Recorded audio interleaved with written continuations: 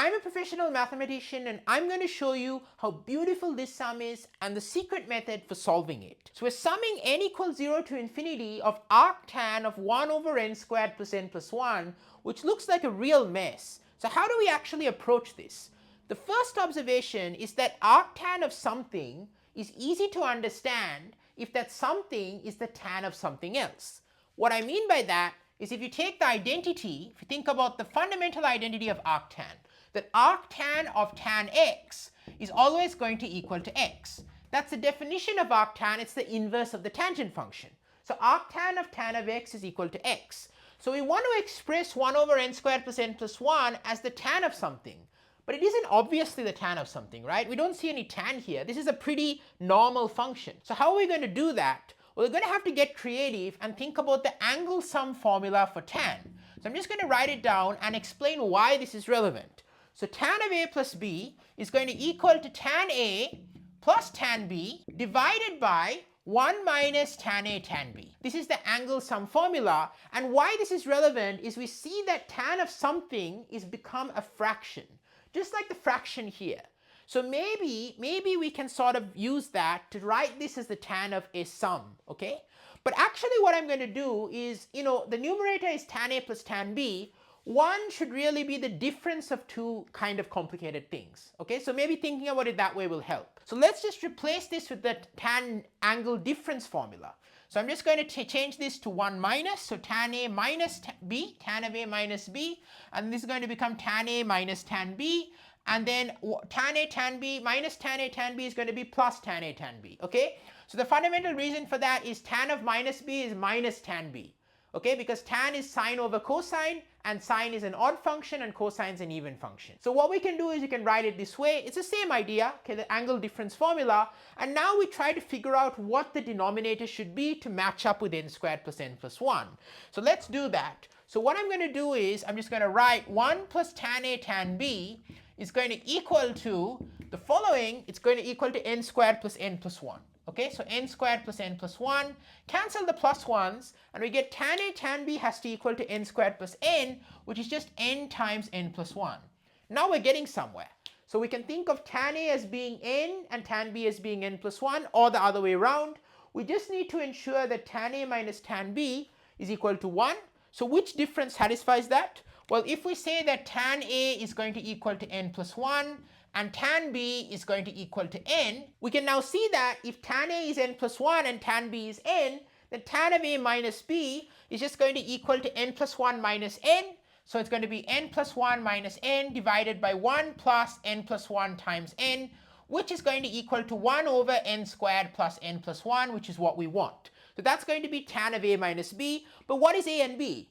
A can be written as arctan of n plus 1 by definition of arctan, because tan a is n plus 1, and similarly b can be written as arctan of n.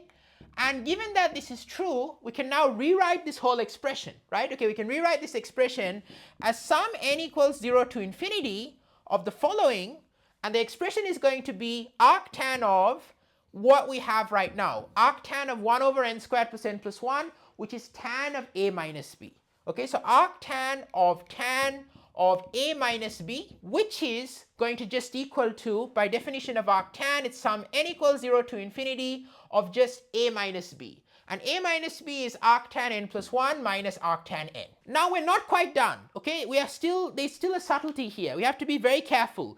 This is what is called a telescoping sum, okay? So if you actually write it out, so let's just write it out on the right side of the board. And before I get to that, I just want to give a huge thank you so much to Stephan, Alex, and Nathan for their ongoing support on Patreon. Stephan for Ruby support, Alex and Nathan for Gold support, and also to all people supporting as YouTube channel members, Aman, Rob, Shabeed, and Enehota.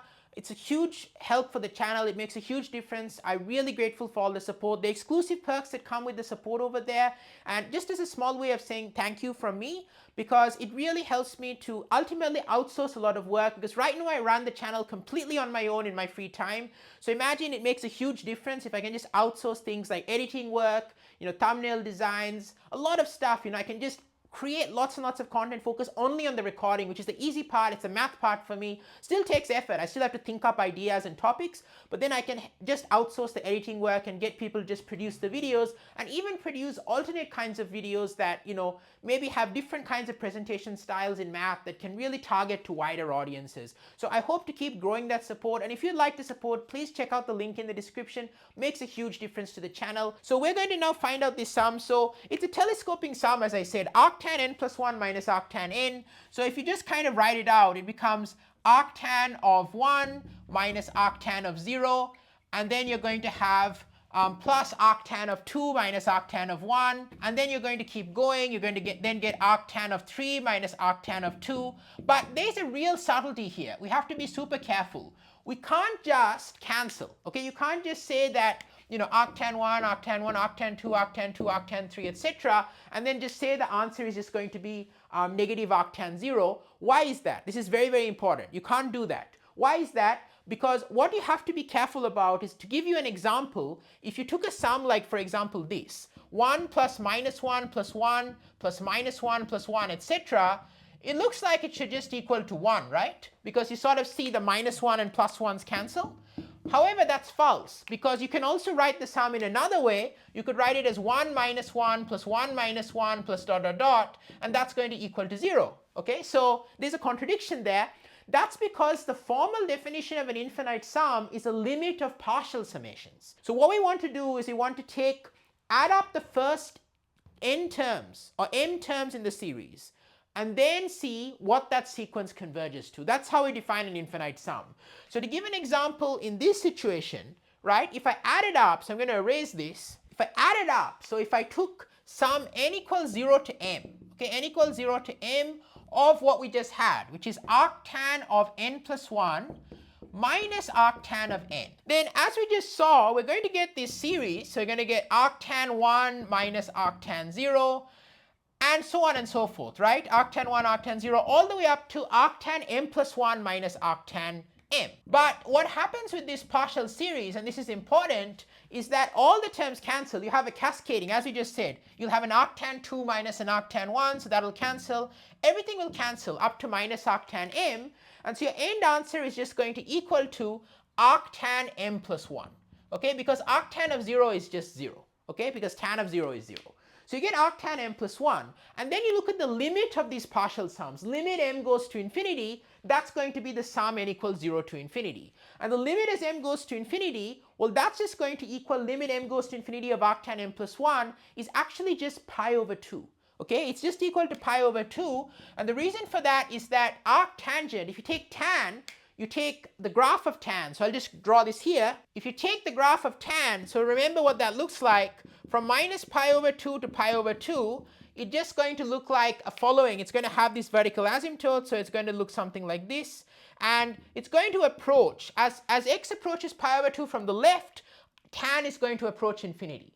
So you take the inverse, as you approach infinity, arctan will approach pi over 2. Okay, that's just an intuitive explanation, but you could also see it by drawing the graph of arctan. So if you draw the graph of arctan, it's sort of a flip. You swap the roles of y and x to graph the inverse function, and here you have, you know, pi over 2. Here you have negative pi over 2. These are horizontal asymptotes now. This is the graph of arctan of x, and you can sort of see that as x goes to infinity, arctan x approaches pi over 2. So that's the sum. How cool is that? And I've got two fun videos for you now. So the first video is a very famous and fun proof that pi is 0 using the arctangent and a trig identity that most people haven't seen with the arctangent. You're going to love that video, and try to see if you can spot the error. It's a real challenge. Check it out. It's going to pop up on the screen here. It's very, very tricky. And another fun video you want on pi, here's a video you're going to love. It's a proof that pi is greater than 3 straight from the definition. It's a very simple proof using a hexagon. Many people haven't seen it. You're going to love it. Check it out here. Don't forget to leave a huge like and subscribe to the channel for math content across all levels.